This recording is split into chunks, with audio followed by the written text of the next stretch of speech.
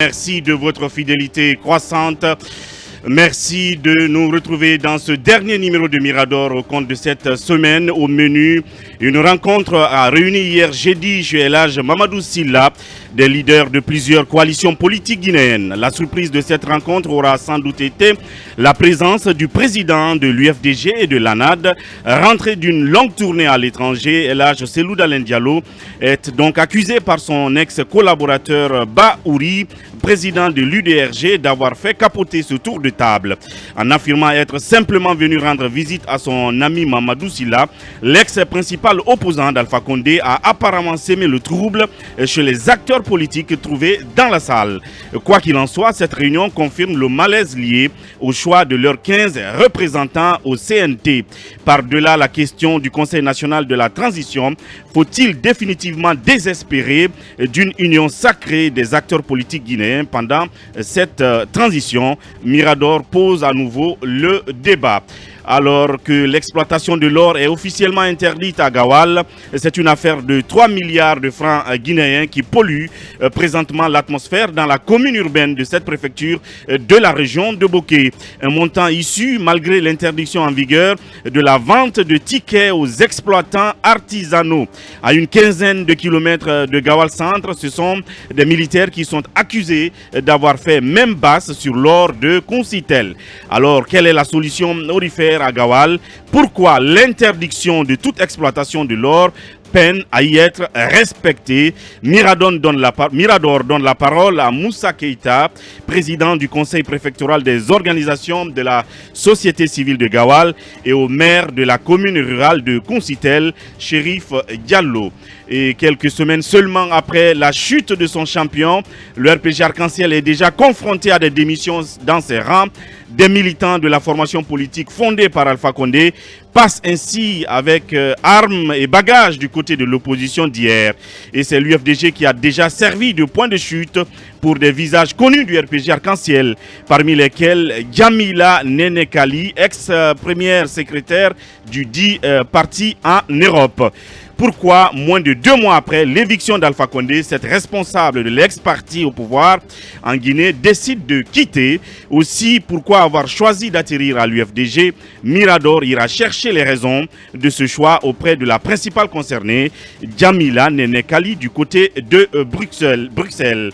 Et puis, autre invité, bien entendu, plus qu'une simple transition militaire, c'est sans doute l'occasion de poser les balises du devenir de plusieurs générations. La Guinée ira-t-elle chercher au tréfonds de ses forces vives pour réussir le pari de cette période d'exception ouverte le 5 septembre dernier? Indubitablement, des millions de Guinéens repoussent tout éventuel échec de cette transition que leur pays ne peut pas se permettre au sortir de la difficile décennie Alpha Condé. Malgré quelques manquements, c'est encore ce qui explique la grosse cote d'amour dont jouit encore le colonel Mamadi Doumbouya. Alors, par quel mécanisme pourrait-on favoriser une transition réellement inclusive? Comment éviter que la mise en place du CNT soit une source d'impasse entre le CNRD et la classe politique? Pour répondre à ces questions et autres, Mirador reçoit pour vous le docteur Edouard Zotomou Kogomou, président de l'U2RP, Union démocratique pour le renouveau et le progrès. Voici donc l'ossature de Mirador de ce dernier numéro de la semaine. En attendant, on va ensemble larguer les amarres. Debout, oh debout, vigie de la démocratie. Allez, oh allez, oh allez, oh allez, soldats de la démocratie. Debout, oh debout, oh debout, oh debout, vigie de la démocratie. Allez, allez, oh allez, soldats de la démocratie.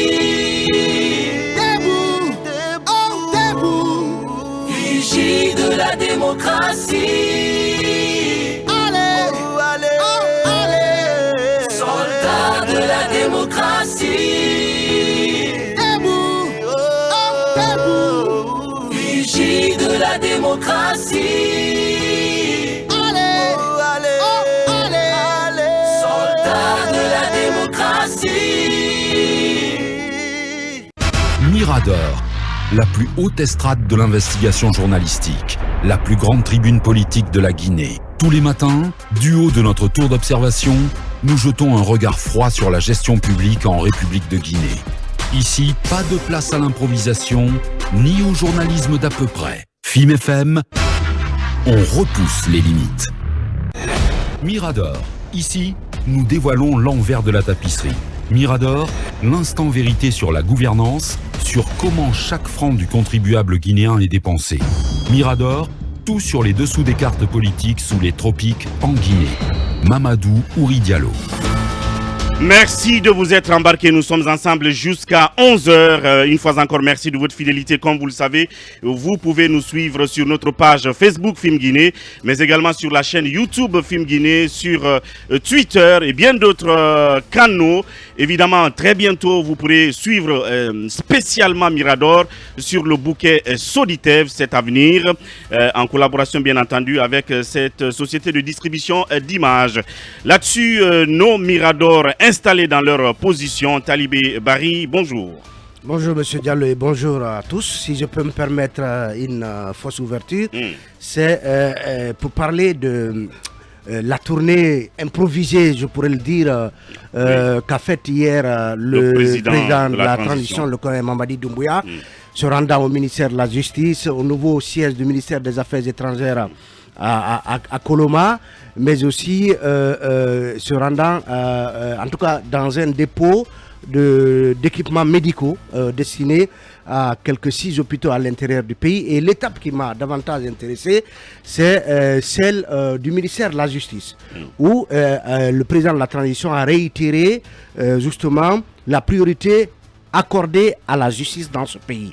Et il a prononcé un nom qu'il faut réhabiliter dans ce pays, le nom de Kéléfa Sall. Il a demandé que justice soit rendue à ceux qui ont été victimes d'injustice dans ce pays. Il a lâché le nom de Kéléfa Sall. Je pense que c'était une très bonne idée que de rappeler le combat de l'homme, de rappeler à la mémoire des Guinéens qui sans doute ne l'ont pas oublié, mais prononcer ainsi le nom de Kéléfa Sall, c'est reconnaître en tout cas tout le courage qui a été celui de cet homme qui avait prévenu le président Alpha Condé qu'il n'avait pas à s'égarer sur les chemins interdits en matière de démocratie, entrevoyant déjà depuis 2015, donc depuis l'investiture d'Alpha Condé au compte de son deuxième mandat, entrevoyant déjà ses velléités en vue d'un troisième mandat. Je pense qu'il faut aller au-delà de cette interpellation. Il faut baptiser, à mon avis, une rue, un édifice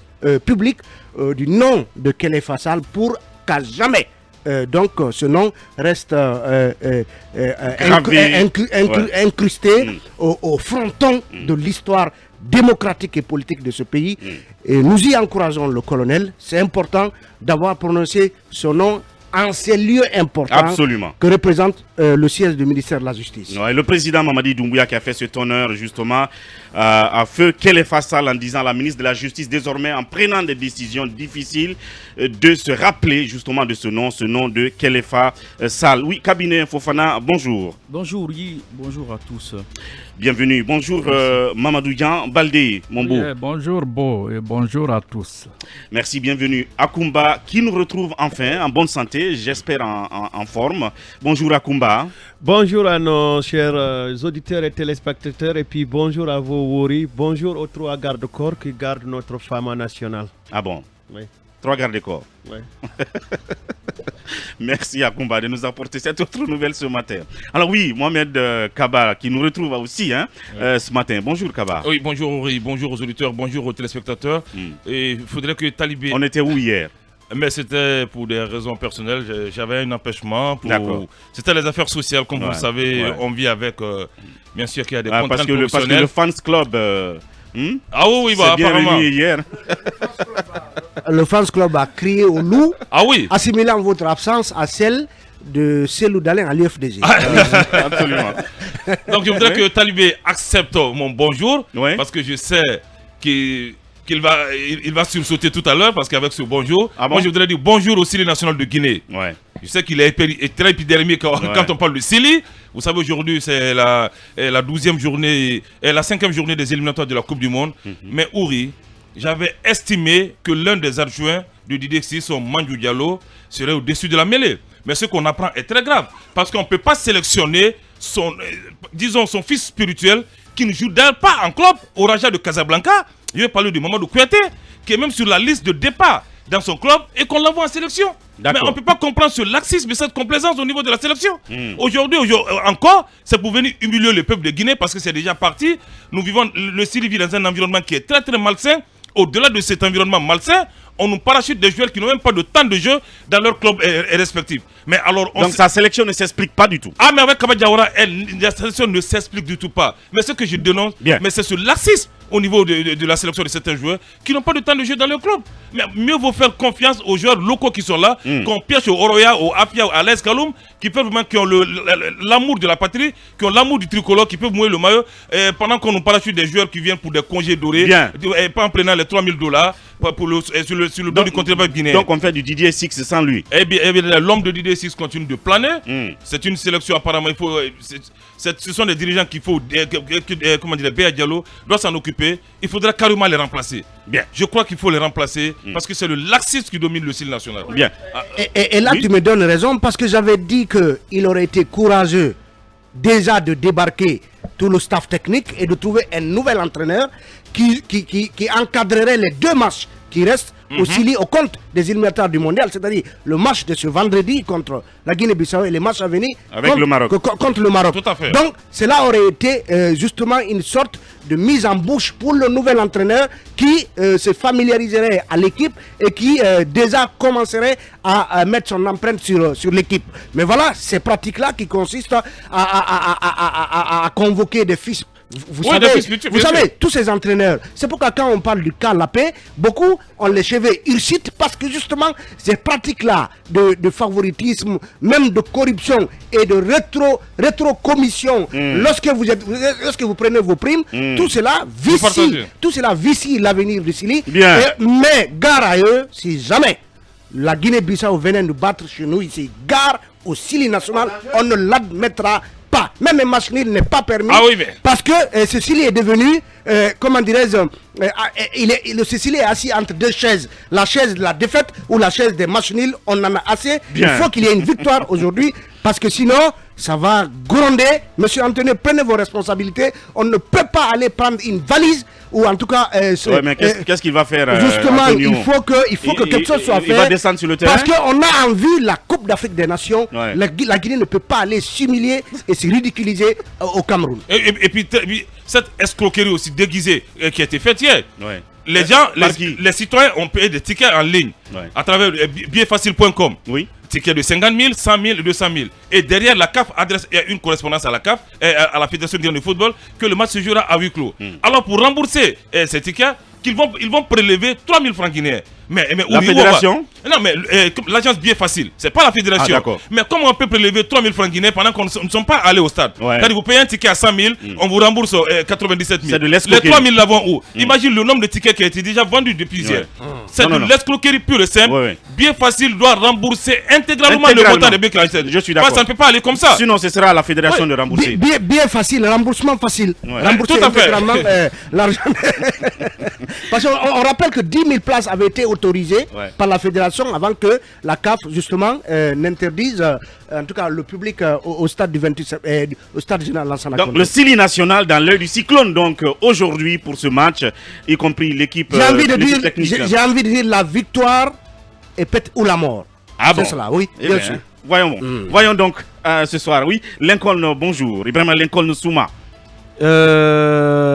J'ai peur pour Talibé. Il me fait pitié. Réponds d'abord à ma salutation. Il me fait pitié. Il est tellement précis. Il me fait pitié. Bonjour Ouri, bonjour à la Guinée, bonjour au peuple de Guinée, aux populations de Koléa, aux populations de Mafereya. Un grand danger guette ce pays. Vous savez pourquoi? Ah bon? C'est dû à la gestion des déchets électroniques. Ce qui se passe est très grave. Il y a un site à Koléa, il y a un autre site du côté de Mafereya. Alors, ces déchets électroniques sont des sociétés de téléphonie, de la CBG, de Frigia, de SMB. Et aujourd'hui, ces déchets qui sont toxiques, on ne sait pas comment ces décharges sont gérées ou comment ces déchets sont traités. Mais il y a un site qui appartient à un proche de Kaba Guiter. C'est un certain monsieur Sékou Cissé. Les jours à venir, on ira sur le terrain, on dira ce qui se passe. Puisque les Guinéens risquent de mourir d'une maladie certainement inconnue. Mais de ce côté, il faut un regard des autorités, ça ne va pas du tout. Bien. Les déchets ne sont pas bien traités et très malheureusement, aucune autorité ne lève le doigt et ces messieurs se font beaucoup d'argent. Ben, dans quelles conditions? On va faire un focus là-dessus. Tout à fait. Merci Lincoln pour cette alerte, on va dire santé, mais aussi environnement, c'est important. Et dans les jours à venir, comme il a dit, on va donc mettre ce sujet sur la table. Le temps d'aller de plein pied dans notre émission. FIM FM. Mirador, c'est barbant. Les antivaleurs sous les fourches codines de nos chroniqueurs. On parle politique, Talibé Bari, Selou Dalein Diallo, apparemment, qui donc a fait une descente, disons, inattendue chez Mamadou Sylla. Une réunion était en cours et on pense qu'il a perturbé cette réunion et c'est Baouri qui est fâché. En tout cas, Baouri porte l'accusation, pour ne pas dire l'estocade. Il estime que Selou Dalein, qui a débarqué, en tout cas pour certains de façon inopinée à cette réunion, pour d'autres, sa présence y était attendue. Baouri l'accuse d'avoir donc fait foirer cette réunion, parce qu'il faut rappeler que c'est une réunion dite intercoalition politique. L'effort de Mamadou Sylla, en tout cas qui ne veut pas perdre la main, peut-être dans la nostalgie de sa posture de chef de file de l'opposition sous Alpha Condé, et qui tente de faire en sorte que les différentes coalitions politiques puissent se réunir dans un même creuset et discuter des problèmes liés à la transition, dont la question épineuse des 15 représentants des partis politiques au CNT. Et donc une réunion s'y tenait. On a vu des images où justement de part et d'autre, de gauche à droite du roi Mamadou Sylla, il y avait donc des acteurs politiques anciennement connus comme étant membres de l'opposition, donc sur Alpha Condé. Alors c'est Selou Dalein qui s'y est invité et à la surprise justement des participants à cette réunion, après quelques salam-alek, Selou Dalein s'est retiré estimant qu'il était venu rendre visite à son ami Mamadou Sylla. Donc il a repris son bolide, sa grosse voiture, et il est reparti.